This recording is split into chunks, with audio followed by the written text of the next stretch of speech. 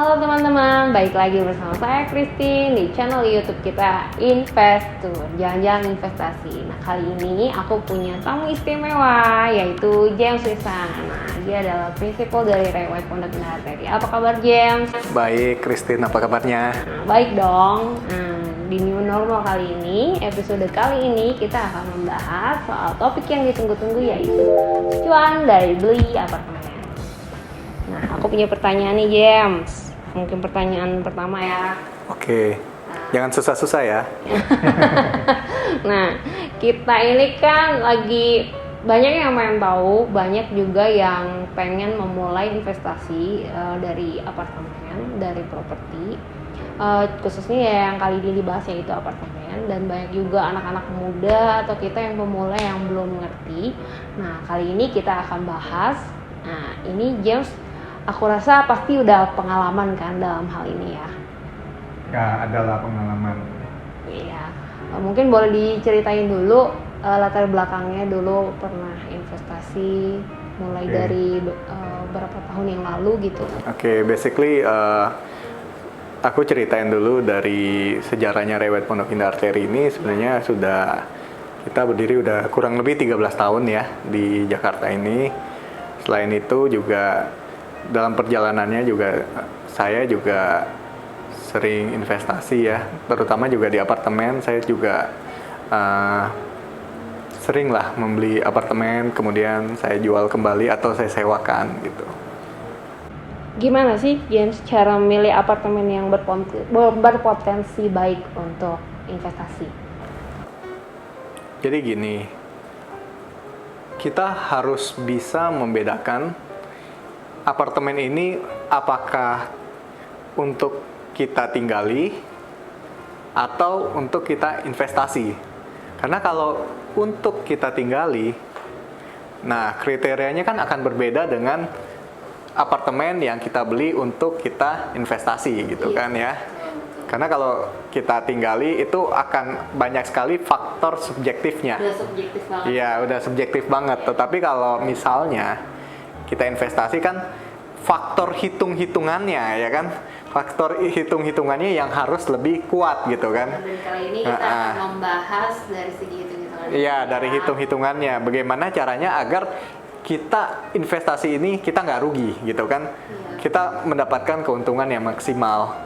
Karena sekarang ini banyak sekali memang di Jakarta tersebar begitu banyak apartemen. Belum lagi di kota-kota penyangga Jakarta ya, kota-kota satelitnya kayak Tangerang, Depok, Bogor, segala macam. Sekarang banyak sekali proyek apartemen. Nah, kalau kita nggak benar-benar tahu bagaimana cara pilih yang benar, pilih yang baik, takutnya kita beli itu malah kita bukannya untung, malah jadi buntung gitu. Ya. Nah, kira-kira salah satu cara untuk memilih apartemen yang baik itu gimana, James? Kalau Misalkan details yang penting yang mesti yang perlu diperhatikan ya, yang pertama pasti kalau properti itu pasti lokasi ya. Lokasi itu udah faktor nomor satu. Tapi lokasi ini bukan hanya berbicara berapa jauh sih dari tol, berapa dekat sih sama pusat perbelanjaan, berapa dekat sih sama sekolah ini, sekolah itu, sama kantor ini, sama kantor itu. Nggak cuma berbicara sesimpel itu gitu ya. Makanya banyak yang apartemen misalnya lokasinya juga bagus, strategis, tapi ternyata harganya nggak naik-naik. Atau disewainnya juga susah. Lokasi ini berbicara lebih kepada demografi dari lingkungannya, dari penduduk di sekitar situ. Kira-kira apabila kita beli apartemen di sini gitu, target marketnya itu siapa? Gitu kan? Misalnya kita mau menyewakan kembali apartemen ini. Ini target market yang mau kita sewakan siapa? Gitu. Jangan sampai misalnya gini ya, kita beli apartemen yang terbilang mewah, tetapi target marketnya itu malah mahasiswa gitu kan. Jadi nggak sesuai. Iya, mereka nggak mampu. Return on investment-nya jadi kecil kan. Kita belinya mahal tapi sewanya murah gitu kan. Akhirnya kita juga rugi. Service charge-nya mahal gitu kan. Kita dari sewanya aja hanya nyutup service charge, nggak untung gitu. Buat Jadi, apa? Lebih baik apartemen yang sesuai dengan demografinya ya. Iya, kita beli apartemen yang sesuai dengan demografi. Misalkan apartemen yang seperti apartemen yang ekonomis tapi banyak mahasiswa seperti itu ya. Iya. Atau misalkan apartemen yang eksklusif tapi banyak ekspat. Iya. Gitu ya. Iya. Di sekitarnya banyak perkantoran. Nah, selain lokasi nih James, kira-kira detail apa lagi misalnya lokasi dan demografi yang tadi James bilang? Oke, selain lokasi juga yang kedua adalah kita lihat harga pastinya ya. Kalau kita sebagai investor tentu harga ini yang paling penting gitu ya.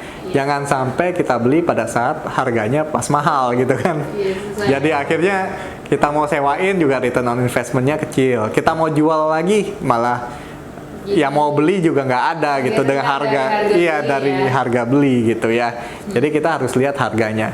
Kapan timing yang menentukan harga tersebut? Kapan kita harus beli gitu kan? Timingnya yang penting. Gimana tuh kalau timingnya?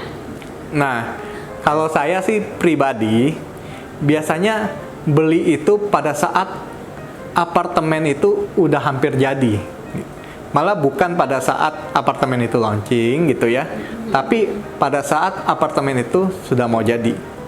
Tetapi biasanya pada saat apartemen itu mau jadi, banyak orang itu yang mulai mungkin perlu dana gitu ya. Dia tadinya cicil-cicil gitu ya di apartemen, tiba-tiba mungkin ada karena ada kendala ekonomi atau apa gitu ya, dia nggak mampu melanjutkan cicilannya gitu ya. Akhirnya dia bisa menjual dengan harga yang murah.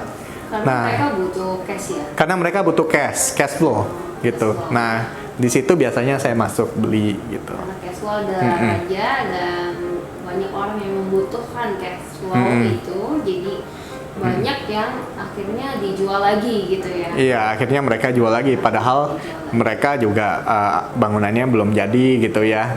Juga ini kadang-kadang orang juga mau beli juga takut, tapi kalau saya malah carinya seperti itu. Itu tips and triknya. Iya. Selain itu, ada lagi nggak details-details yang kayaknya perlu diperhatikan untuk para investor? Ya, detailsnya yang lain adalah siapa developernya, siapa arsiteknya, fasilitasnya apa aja gitu ya. Karena penting sekali, fasilitas penting sekali. Yang tadi lokasi kan misalnya dia dekat dengan mall, dekat dengan rumah sakit, pusat pembelanjaan, itu kan juga sangat sebenarnya penting gitu ya. Itu termasuk fasilitas eksternal. Ditambah lagi fasilitas internal gitu ya. Di apartemen ini ada apa aja sih fasilitasnya? Mungkin ada concierge-nya gitu ya. Ada misalnya ya ada misalnya housekeeping-nya bagus gitu kan. Bisa ada lapangan tenisnya, ada lapangan basket, ada segala macam, ada akses langsung ke mall dan segala macam. Nah, itu sangat penting juga menentukan nanti harganya itu akan meningkat atau tidak. Aku perhatiin nih ya, kadang-kadang banyak apartemen yang dibangun barengan sama pusat perbelanjaan. Ya. Itu gimana? Bagus nggak? Misalkan barengan atau misalkan bagus dekat aja atau bareng sama misalkan langsung launching sama pusat belanja misalkan kayak gitu. Kalau dilihat bagus atau enggak kan kita harus lihat segmennya lagi ya, kembali lagi ke segmennya. Terus ini apartemen ini juga berapa tower sih dia bangun. Jangan sampai dia bangunnya banyak banget towernya gitu ya. Jadi kalau banyak towernya gitu, supply-nya kan juga banyak. Persaingan orangnya yang beli pun, yang akan menjual lagi, yang akan menyewakan lagi juga banyak gitu kan. Iya. Itu juga akan jadi suatu pertimbangan juga sih. Jadi nggak hanya karena dekat pusat pembelanjaan kita beli gitu ya. Nggak, kita lihat dulu segmennya apa. Terus ini pusat perbelanjaan ini udah jadi atau baru dibangun. Nah, itu kan kita harus lihat karena bikin mall itu yang sukses itu nggak gampang. Menghidupkan suasana mall itu nggak gampang gitu. Kalau mallnya udah existingnya udah sukses, terus dia bangun gitu ya, Itu baru. Nah itu cukup bagus menurut saya gitu. Tapi kalau misalnya walaupun nggak menempel ya, misalkan kayak distance ada agak misalkan 1 kilo gitu. Ya, ya sebenarnya masih bagus. Ya. Kalau saya lebih prefer yang nempel, tapi nggak mau yang benar-benar nempel, nggak benar-benar dalam satu building gitu ya. Di atasnya, misalnya mallnya di sini, di atasnya apartemen. Saya biasanya nggak prefer. Akses biasanya. Saya lebih suka yang ada aksesnya, akses jalan, langsung, ya. Tapi terpisah dari mall gitu sih.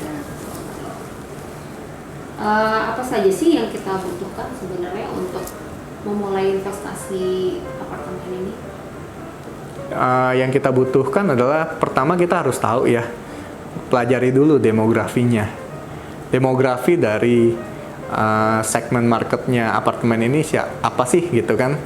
Jadi ketika kita ditawarin suatu apartemen gitu atau kita pengen beli apartemen, kita harus tahu dulu nih, ini nih tujuannya ini kita mau sewakan misalnya gitu ya, sewakannya nih ke siapa, misalnya setahun target kita berapa sih, misalnya 200 juta gitu.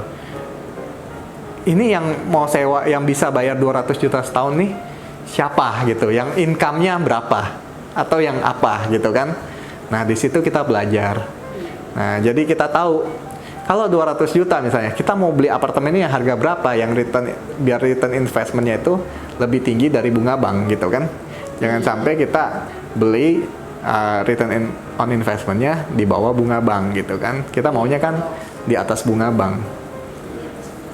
Nah, sebenarnya lebih banyak cuannya itu dari menyewakan apa menjual lagi sih gitu? Jadi biasanya gini, kalau apartemen baru dibangun gitu ya, belum jadi gitu ya, baru dibangun, itu harganya itu dia nggak langsung naik cepet gitu. Dia naiknya bertahap. Dia harus tunggu towernya itu udah rame, udah terbentuk komunitasnya, baru mulai naik. Baru mulai naik. Jadi kalau misalnya kita baru beli apartemen yang baru, itu lebih baik kalau saran saya disewakan dulu 3 tahun, 3 tahun, 4 tahun gitu ya, 2 tahun, 3 tahun, 4 tahun, baru terbentuk harganya, baru kita jual. Itu saran saya. Dan ini sih pengalaman saya di beberapa apartemen sih seperti itu. Nah, aku ada satu pertanyaan yang mungkin agak menggelitik. Misalkan ya, saya beli apartemennya kredit, itu memungkinkan nggak sih? Jadi kan ada sebagian orang yang mungkin cashnya itu kuat untuk langsung beli cash keras ya. Tapi misalkan saya mau invest di apartemen tapi kredit, tapi nanti jadi kita sewain gitu. Nah itu bisa nggak ya kira-kira? Bisa aja, memungkinkan sekali. Malah kadang kalau kita bisa dapat harga yang baik ya, malah kita sebenarnya kredit itu cuma bayar DP-nya aja, tapi cicilannya itu dibayar oleh penyewa apartemen tersewa. Oleh karena itu kita harus pelajarin yang tadi ya, kayak demografinya, itu, ya. besarnya, fasilitasnya dan segala macam itu. Jadi kalau itu kita bisa mengerti, pasti ada yang nyewa. Pasti dong, pasti. Iya, dan yang penting juga satu, interior apartemen kita. Apartemen itu ngaruh ya? Sangat pengaruh. Jadi kalau saya banyak ketemu klien-klien saya gitu ya. Mereka itu kadang gitu ya, pengen cepet-cepet sewain apartemennya, tapi interiornya itu hanya asal tempel sini, tempel itu gitu ya. Nggak didesain dengan baik gitu ya. Akhirnya apartemennya itu lama tersewa, susah disewakannya. Jadi sebenarnya. Dan kalaupun ada yang mau sewa gitu, harganya juga nggak terlalu bagus gitu. Jadi sebenarnya itu untuk dari segi penyewa sebenarnya lebih prefer yang full furnish ya. Iya betul. Betul. Iya. Dan harganya juga jadi nggak harga kosongan ya. Iya. Full furnish ya. Harganya full furnish. Beda jauh ya. Lumayan beda jauh, dan maksudnya gini, kita juga kasih investasinya lebih sedikit, tapi karena dapat penyewanya cepat, kita juga balik modalnya juga cepet kok gitu. Modalnya cepat. Walaupun kita harus keluar kocek Iya. mendandaninya ya. Iya. Ya itu teman-teman. Jadi jangan Simak ya tipsnya. jangan pelit lah. Jangan pelit untuk mendandani Iya. apartemen investasi kamu ya. Iya. Itu tips. Toh itu aset kita kok. Aset kita dan Nggak dibawa kemana-mana, nggak hilang ya kan? Kemana. Jadi untuk kalian yang tadi dengerin, jadi nggak boleh pelit-pelit nih untuk dandanin apartemen kita nih ya, karena modalnya pasti akan balik kalau apartemen kita itu bagus. Terus juga lebih bagus di foto ya James ya. Betul. Kayak misalkan kita mau nyewain kan pasti dengan foto ya. Iya. Nah kalau kita foto yang bagus pasti lebih cepat tersewa karena orang lebih menginginkan itu. Betul Istilahnya. sekali. Nah gimana nih untuk memulainya tuh start dari mana sih gitu? Kalau mulai mau invest apartemen gitu ya. Bener. Oke, jadi pertama ya kita lihat dulu ya, pelajarin dulu ya demografinya gitu ya, kita survei dulu gitu. Terus kedua mungkin kontak ke agent properti gitu kan. Konsultasi sama agent properti. Ya konsultasi dengan agent properti. Kalau saya sih menganjurkan ya karena saya prinsipal rewet ya. Konsultasi ke kita gitu kan, rewet Pondok Indah Arteri ya gitu ya. Itu konsultasi gratis ya Jim? Gratis dong, gratis dan kita akan kasih the best advice that we can gitu ya. Jadi orang yang konsultasi sama kita pun akan kita bantu dengan senang hati gitu ya. Dan kita berusaha agar mereka itu beli nggak sia-sia gitu. Oh, iya, karena udah pada pengalaman ya Ya, agentnya. yes. Betul. Dan ini gimana ya? Kalau misalkan apartemen itu kan sebenarnya ada yang baru dan ada yang apartemen yang tergolong lama ya. Ya. Kira-kira apartemen yang lama itu masih bagus nggak untuk kita investasi? Harus dilihat kondisi bangunannya juga ya. Dan juga balik lagi yang tadi saya bilang kriteria-kriterianya ya. Iya. Kayak demografi, location, harga dan lain sebagainya, fasilitasnya gitu ya. Kalau misalnya itu masih kita lihat masih reasonable, masih oke. Masih oke. Ya, Dan why not gitu, why not? Ada beberapa daerah yang aku perhatiin memang mungkin apartemennya udah tergolong cukup lama, tapi kayaknya Masih penuh gitu ya, masih penuh, masih oke. Hitung-hitungannya juga ya. Dia bagus gitu ya. Hitung-hitungannya juga, harganya juga bagus gitu kan. Oke. Suka ada yang jual juga sih ya, tapi Ya pasti gitu. Setiap siklus properti itu kan begitu ya. Ada yang lagi bukan siklus properti aja, siklus dunia ini kan gini kan. Uang itu kan ya. zero sum game kalau kita pelajarin gitu ya. Zero sum game. Ada yang lagi perlu uang, ada yang dapat uang gitu kan, gitu kan. Ada yang lagi rugi, ada di balik kerugian orang ada keuntungan seseorang gitu. Iya. Jadi semuanya itu bergeser aja sih. Thank you banget ya James, hari ini udah nemenin kita untuk belajar hitung-hitungan dari cuan beli apartemen. Nah, kalian yang tadi udah dengerin dan juga mau berkonsultasi dengan para agent rewet Pondok Indah Arteri, boleh menghubungi nomor di bawah ini. Nah, kali ini terima kasih banyak udah menyaksikan Investor episode kali ini. Sampai ketemu di episode selanjutnya. Dah.